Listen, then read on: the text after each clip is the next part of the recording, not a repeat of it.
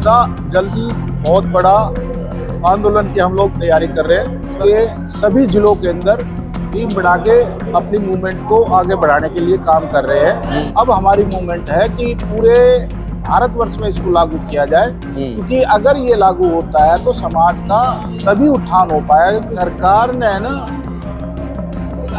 थोड़ा तो हमारे साथ छल किया है।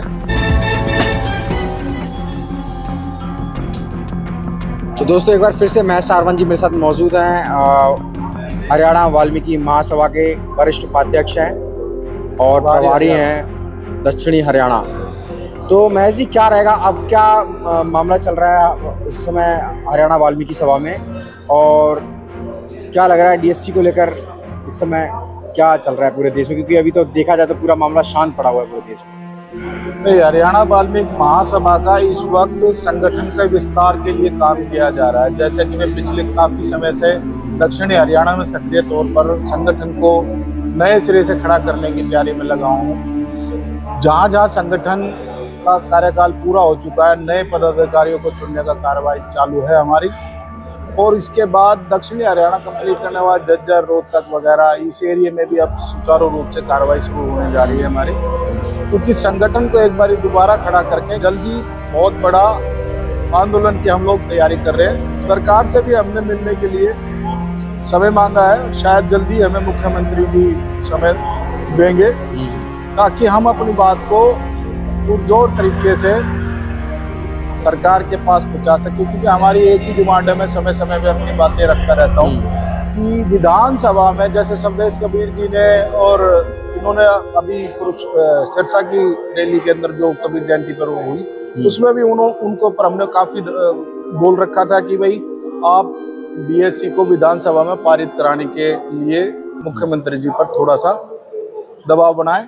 तो वो बात उन्होंने वहां भी बोल दिया, और हम अपने हरियाणा के सभी जिलों के अंदर टीम बना के अपनी मूवमेंट को आगे बढ़ाने के लिए काम कर रहे हैं, और बहुत जल्दी मीटिंग कर हम एक बड़े आंदोलन और एक बड़े प्रोग्राम की ओर तेजी से अग्रसर है, और हमें उम्मीद है सरकार हमारी बात को बहुत जल्दी मानने जा रही है। कृष्ण बेदी जी भी इस विषय में कोशिश कर रहे हैं। एक बड़ा सवाल ये खड़ा होता है कि डीएससी की जो लड़ाई चल रही थी, अभी सुदेश कबीर जी को कहीं ना कहीं वो लीडरशिप मिल रही है उसमें। हाँ जी, सुदेश कबीर जो हैं, हाँ, जो डीएससी को लेकर जिनका संगठन है वो पार्टी से इसी से जुड़ा हुआ है, लेकिन उसमें देखा जाए तो पदाधिकारी सारे के सारे एक ही जाति के हैं उसमें। तो देखिए, स्वदेश कबीर जी वैसे तो महासभा के साथ मिलकर, और स्वदेश कबीर जी डीएससी की लड़ाई पहले से ही लड़ते आए हैं। उन्होंने ऐसा नहीं, काफी योगदान और बलिदान दिया है स्वदेश कबीर जी के बारे में। जो मैं बोलूं, स्वदेश कबीर जी ऐसा नहीं कि डीएससी के लिए बिल्कुल नए हैं। ठीक है कि जो राष्ट्रीय स्तर पर जब संगठन को जो तैयार कर रहे हैं वो उस संगठन में अभी उन्होंने शुरुआत भर करी है, उसमें सभी समाज के सभी लोग अब उसमें समाहित होने जा रहे हैं, और उस संगठन को तैयार करके एक बड़ी मूवमेंट की ओर तेजी से अग्रसर है। महासभा के साथ एक अच्छा कोलैबोरेशन हमारा होके हम इस संगठन को, हमारी ये लड़ाई अब किसी एक संघ या संस्था में नहीं रह गई है। जितने भी संगठन हैं फिलहाल जो समाज में काम कर रहे हैं, सभी को हम एक साथ लेके अपनी आवाज को एक करने की मुहिम में तेजी से बढ़ रहे हैं, क्योंकि अलग अलग आवाज उठाने से भी कोई उसका ज्यादा वजन नहीं होता।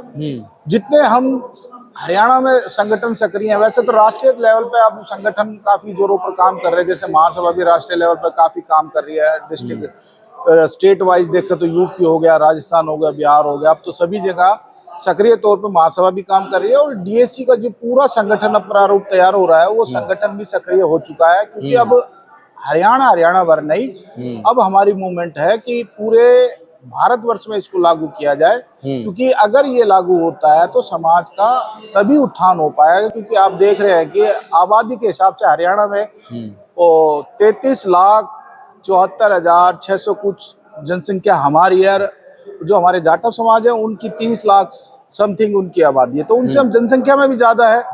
और जो अलग अलग तरीके से लोग प्रचार प्रसार कर रहे हैं कि भाई हमार को डीएससी में ये नहीं मिला या वो नहीं मिला या पद नहीं मिले या वो ज्यादा है वो ज्यादा है, तो सरकार के आंकड़े खुद खट्टर साहब को खुद उन्होंने सामाजिक कल्याण विभाग से ये आंकड़े लिए थे कि उनके आंकड़े के हिसाब से हमारा समाज, लेकिन सर सरकार सुन तो नहीं रही है ना महज जी। सरकार तक बच्चा रोएगा नहीं तो माँ तो दूध नहीं पिलाएगी। हाँ। तो उसी सिलसिले में जब तक हम अपनी आवाज को पुरजोर तरीके से नहीं लेकिन उठाएंगे। सर, लेकिन जब जींद की जो रैली थी उसमें कहा गया था, जींद की रैली थी ना सर जी, जहाँ पर लाखों लोग पहुंचे थे, डीएससी समाज के लोग थे जिन्होंने पूरी अनाज मंडी में मीटिंग थी, मैं उसको कवर कर रहा था। जी जी जी। उस मीटिंग में उन्होंने कहा था कि भाई डीएससी जैसी इधर सरकार बनती है वैसी हम लोग डीएससी लागू कर देंगे।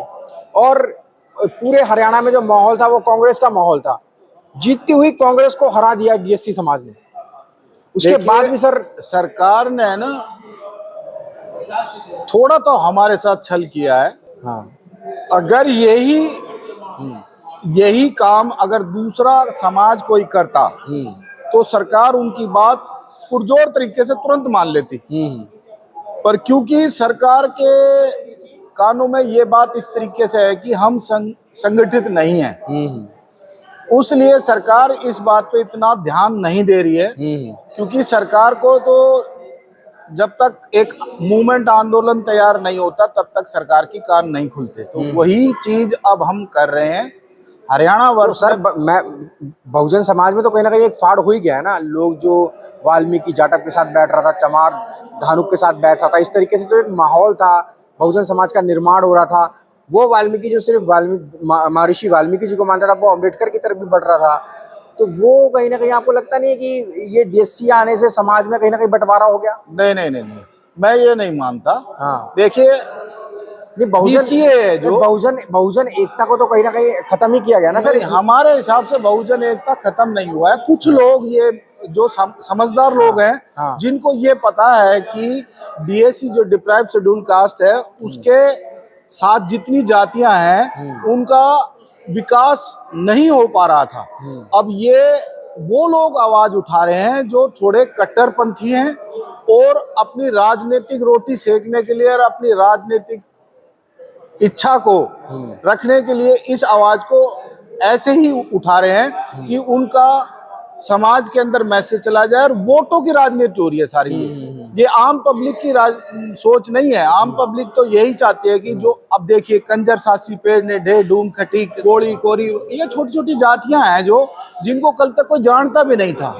आज वाल्मीकि समाज के योद्धाओं ने, धानक समाज के योद्धाओं ने, खटीक समाज के योद्धाओं ने इस आवाज को इतना ऊपर उठा दिया है कि अब उनके बारे में भी सरकार को, क्योंकि आज तक उनकी सही मायने में तो देखें तो उनके कागज पत्र ही नहीं है, उनकी जनगणना में कहां से शामिल होंगे।